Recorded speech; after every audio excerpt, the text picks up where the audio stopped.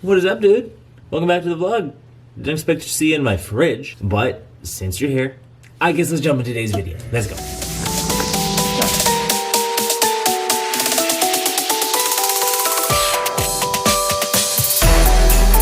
Okay, so I originally had a really cool vlog planned for y'all, but we're supposed to film it today.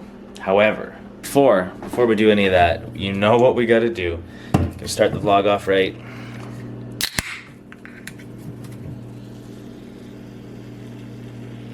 Do you hear that?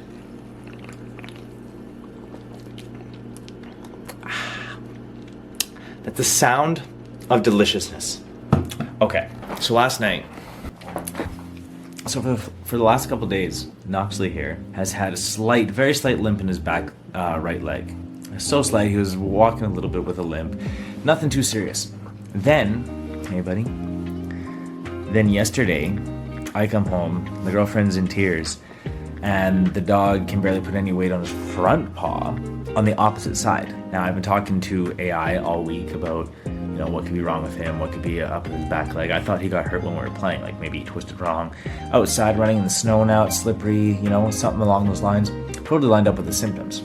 Then I remembered that he had Lyme exposure for Lyme disease before. So I was I know that affects the hips, the joints, and all that kind of stuff. When his back legs were sore and then it switched to his front one, I was kind of concerned, but AI was saying that it could also be compensation pains. He's been overcompensating for his back legs, so now his front one's hurting. But then when he absolutely couldn't put no pressure on it, he couldn't walk, he couldn't do basically anything, and he was starting to whimper, I knew it was something more. So I don't say we rushed it, but I'm sure we could have waited another day, but we decided in the middle of the night last night, late for me, 8:30, we decided to take him to the hospital, the pet hospital here in Winnipeg, and we took him there, and turns out they suspect it to be symptoms of his Lyme. So some dogs stay dormant their entire life and never need treatment, some do. So we're blessed for that, but he's got to take these damn pills now. And the pills, I got to give him 2 twice a day, I believe, and it's going to help sleep with what's going on and not feel so stiff, but that was scary. So I was going to film a whole crazy ass vlog for you guys today, and I'm just going to stay home, clean the house, and talk to you guys about something very, very important. Not as important as Knoxley. That was the most important thing we needed to address right away, because this guy means everything to me. He's my boy. But I just wanted to share with you guys why we're not having the regular vlog. We're just going to have one of these vlogs today.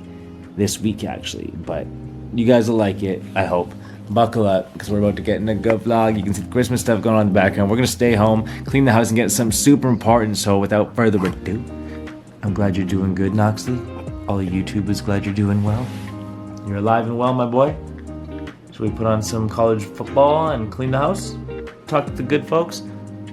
Alright, he sees a dog outside. No, we're not going outside.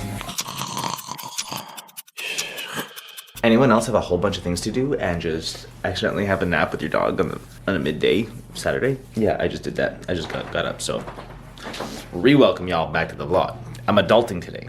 I'm trying to clean the entire house before the wife gets home and not lose money in the stock market. Even though it's closed today, I'm still trying not to lose money in the stock market any day. Like my great-great-great-grandma Anesta used to say, if you can't make your stock portfolio green, make the house clean. So let's go. Cleaning the house is very much like the stock market. Some days, it's satisfying as fuck. Other days, it's just chaotic. And today, we've got basically the whole house to clean, so we've just been busy, and we haven't gotten to it, so now is the day to do it. Side quest right now, because as you guys now know, Knoxley has been, he's doing a lot better. He's got his ups and downs. They suspect it to be Lyme, so we are treating him for that, but when it comes to Lyme, it comes and goes. Like, the dog can be totally fine, show no signs, and all of a sudden look like he's had arthritis of a 100-year-old man. So when he's good, he's good. When he's bad, he's bad. When he's good though, like he is right now, I don't want to push it. I don't want to take him outside, go for a run, go for a super long walk or anything like that and push it and then have him hurt. So what I like to do, and he loves this, I take treats, I take a couple of them, and I put them all around the house and I hide them. And he's got to take like 15 minutes to find them all. It's super fun, gets his nose going, it's not too strenuous, and his tail is wagging the entire time, so he freaking loves it. So I'm gonna get to hiding these, and then my boy is gonna search for them, and then we're gonna clean the house. I promise. I promise.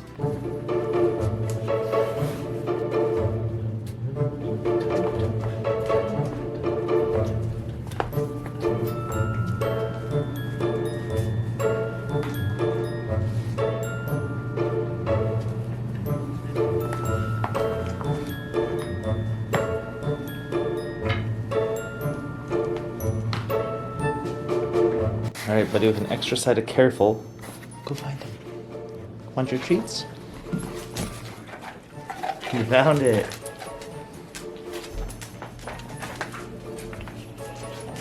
There you go, buddy. That was actually a minute and 30 seconds. I gotta start hiding these things better.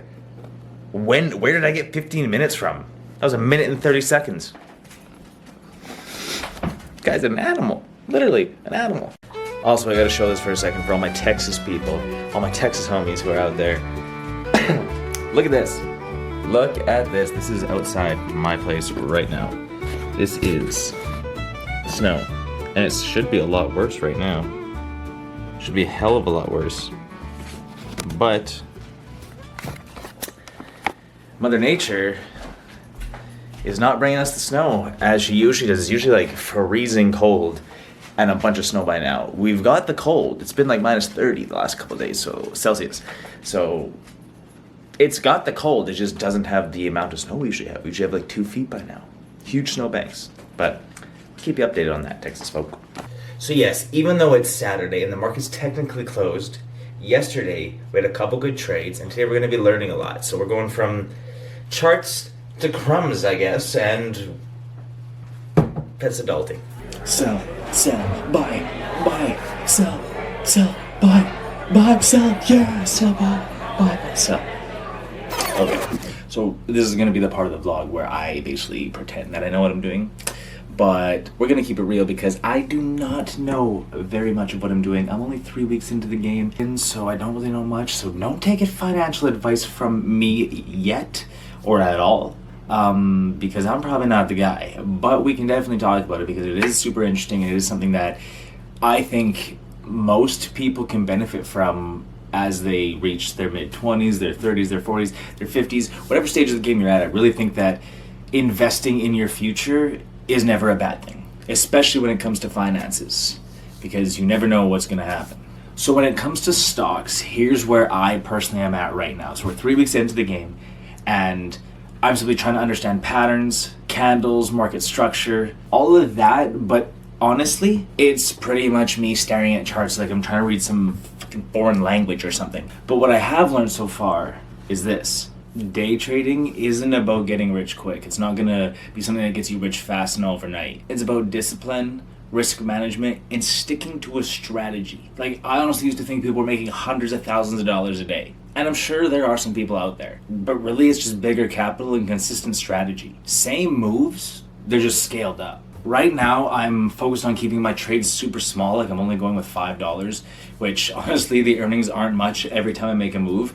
But right now, the focus is learning, understanding, and figuring it out while keeping my risk and my loss management very, very small. The way I'm looking at it right now is all about building the habits that are necessary to see that success. So when I do eventually scale up, the habits are already in place and it just comes fluently. And honestly, that's why I'm enjoying this. It feels like personal growth. It's very frustrating, but it's also extremely exciting. Just like cleaning the house today, dealing with the dog, the small wins, they add up. For example, one of the best moves I've made yet to this day, like my record breaking, I earned 0.08 of a cent.